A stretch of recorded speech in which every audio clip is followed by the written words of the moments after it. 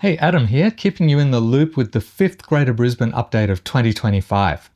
I thought it was going to be a bite-sized one, but brace yourself for 20 different updates on what happened or is about to happen across the cities. Everything you need to stay informed with what's happening in this beautiful part of the world.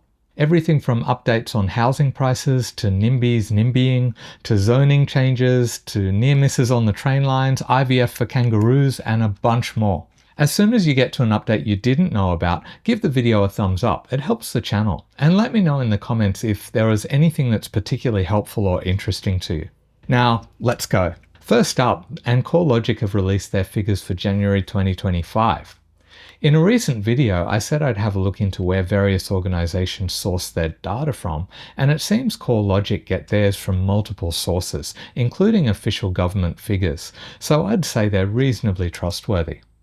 While overall property values dropped slightly across the capital cities, Brisbane was still among the cities that saw continued price increases.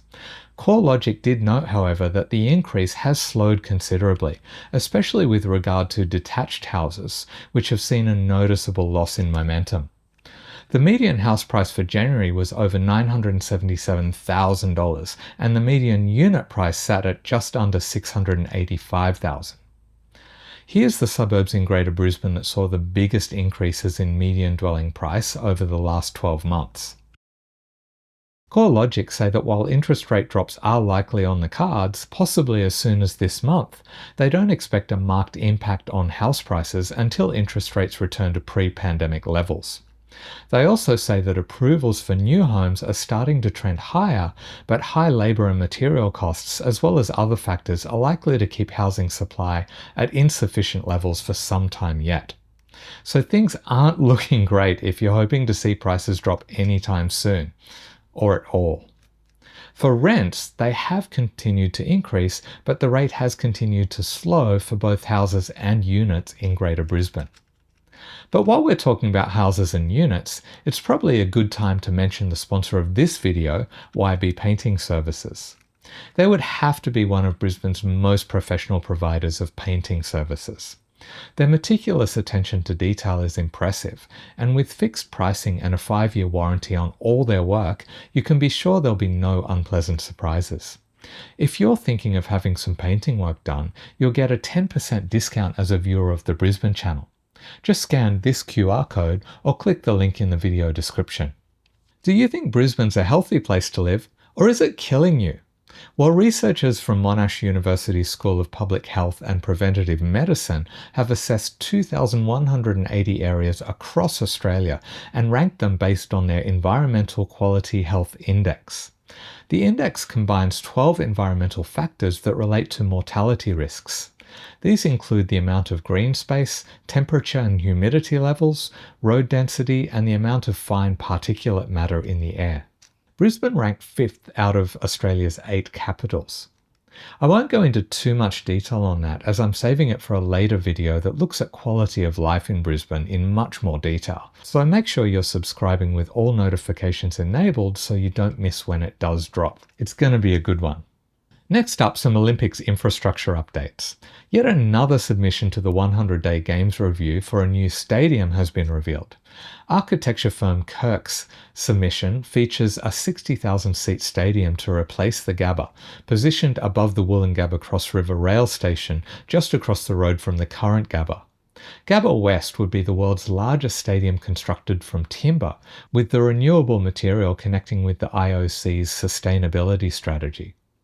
The plan would allow the current Gabba to remain in use up until the Olympic Games for cricket and AFL games, and used as a training area during the Games, then demolished to allow for construction of 2,500 apartments, green space, and the expansion of the East Brisbane State School by 2042. Last week we saw the joint submission by Football Australia and Football Queensland, which proposed the pitch at Perry Park near Bowen Hills Station be upgraded to a 17,000-seat football stadium. While grassroots advocacy group Fair Funding for Football, who I'll call 4Fs from now on, have thrown their support behind the proposal as well. In their submission to the Games Review, 4Fs point to the lack of a Tier 2 stadium in Greater Brisbane. Suncorp is a Tier 1 stadium, and the submission noted that games played by the Reds and the Raw teams there had attendances averaging about 14,000 and 7,000 respectively in 2024. With the capacity of 52,500, Suncorp was far too large for the crowds drawn, and the submission argues that this had a significant impact on the atmosphere of the games. They argue that a Tier 2 stadium at Perry Park would solve this problem. The Football Australia and Queensland submission estimated the upgrade would cost $200 million, but the 4F submission suggests that using modular technology, where components are prefabricated and assembled on site, a 20,000-seat stadium would cost around $85 million. And while we're on Olympics and Paralympic Games related updates, the Queensland Government has just announced a new parasport unit to support Paralympic athletes in the lead up to the 2032 Paralympic Games.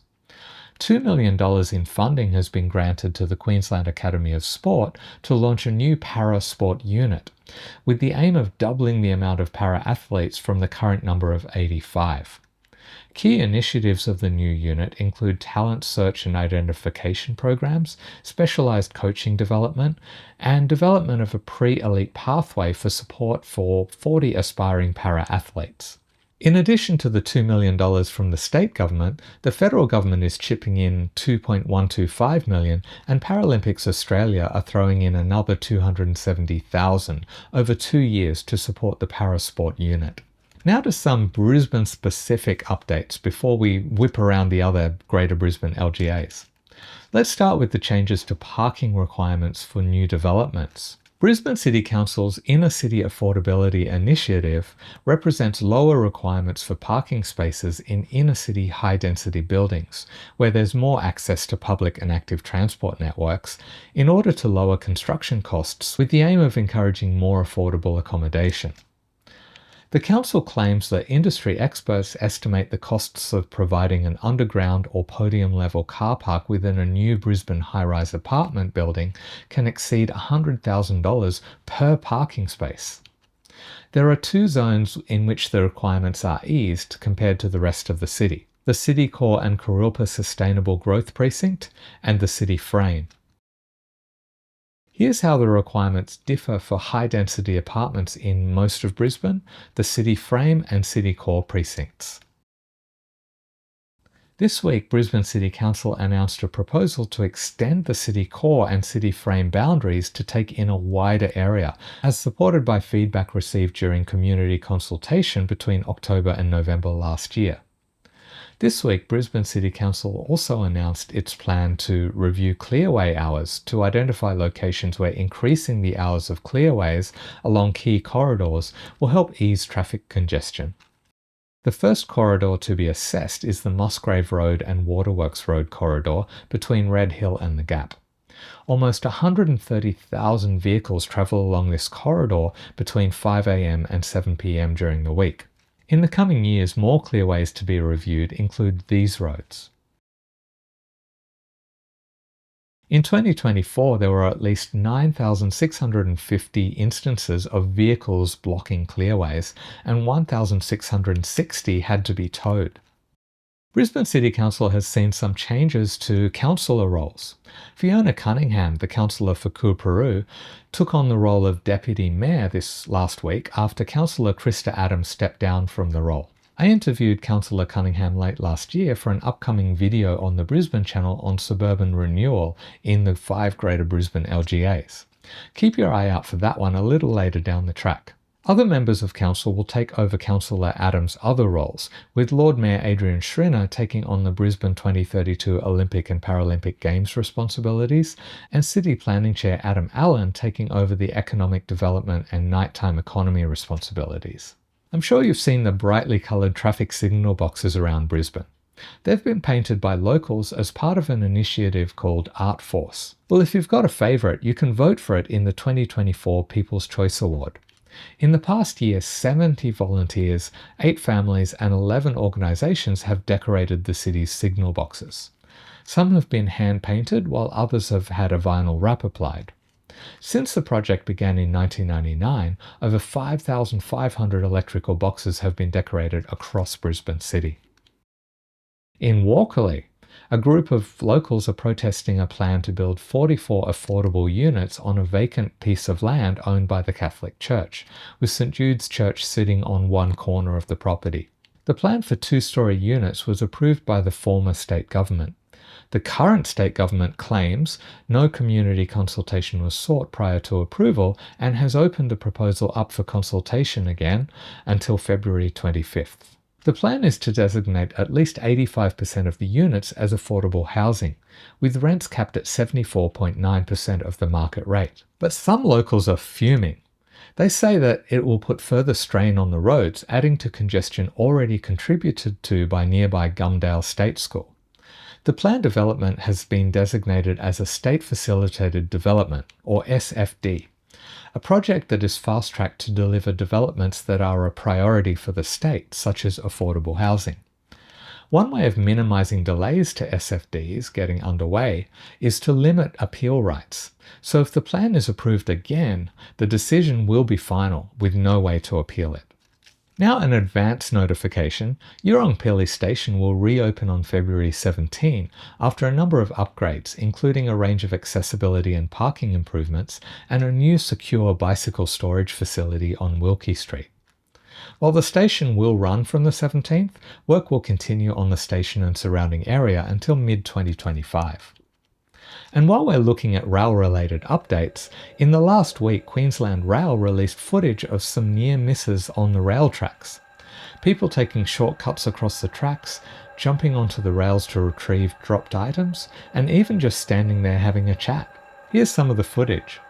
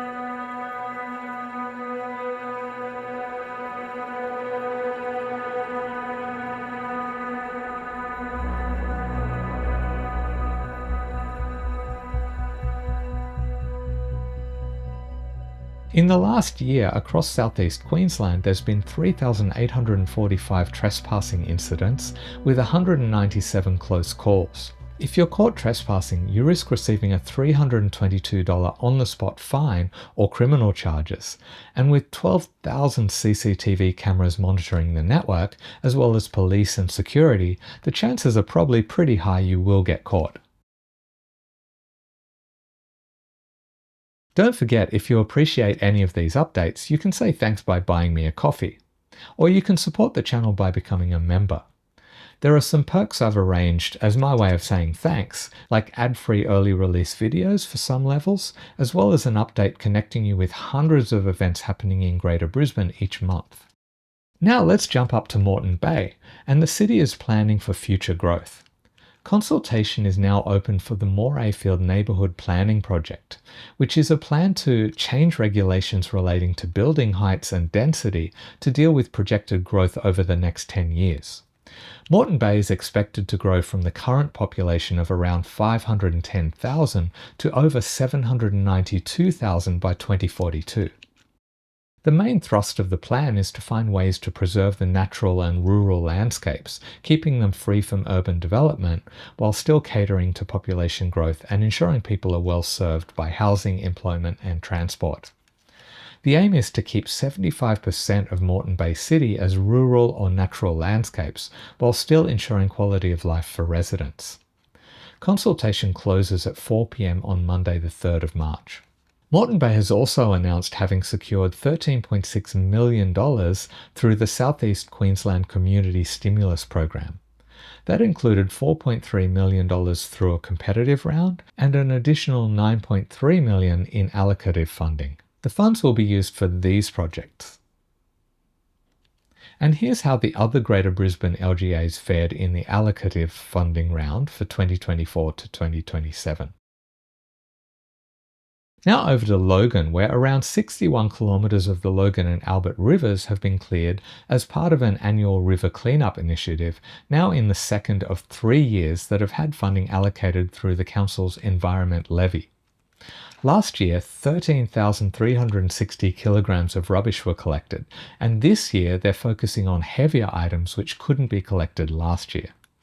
The cleanups are a part of Logan City Council's Logan River Vision 2017 to 2067, the Council's 50-year vision for the area's waterways, which they see as a valuable asset for both visitors and residents alike, as well as providing a habitat for local wildlife. Also in Logan, and the Region Group, the owner of Greenbank Shopping Centre, has proposed an expansion of the centre that would see it increase to 7 times its current size. They've expressed their desire for it to become the town centre in the rapidly growing area. While the Region Group have said completion is expected by the end of next year, a spokesperson from Economic Development Queensland, through whom the approval is supposed to have been sought, says they have not received any application relating to the Greenbank Shopping Centre in 2024. Now across to Redland City, where koala conservation efforts have recently been recognised in a peer-reviewed article featured in the journal Nature. The article explores ways of detecting and monitoring chlamydia in wild koala populations. It's thought that as much as 70% of Australia's koala population is infected with chlamydia, which can lead to infertility, but also conjunctivitis-related blindness. Is considered a bigger threat to koalas than cars and dogs, often seen as the main causes of koala mortality.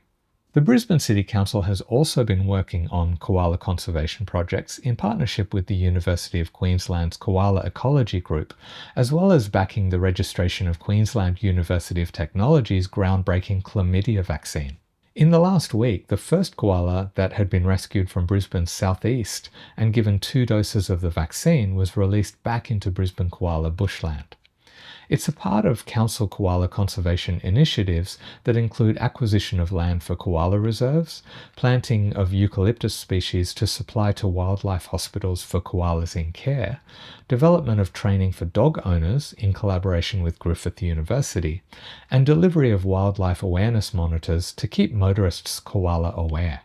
But it's not just koalas benefiting from conservation research being conducted in Brisbane. The first ever kangaroo embryos to be created through IVF have been announced by Dr. Andres Gambini from the University of Queensland.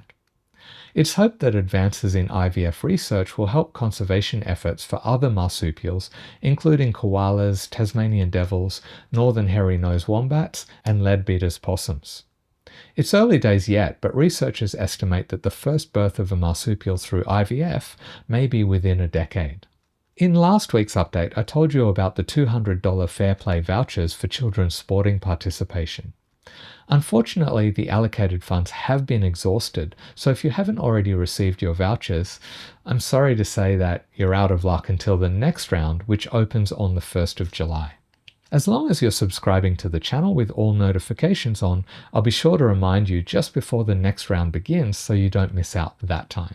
I'll let you know that I do have some videos apart from these updates in the works, including a deep dive into the INRIX report that ranked Brisbane as the 10th worst city for traffic congestion in the world, really looking at how reliable that information is. Another video on quality of life in Brisbane from a few angles, and one on suburban renewal across Greater Brisbane.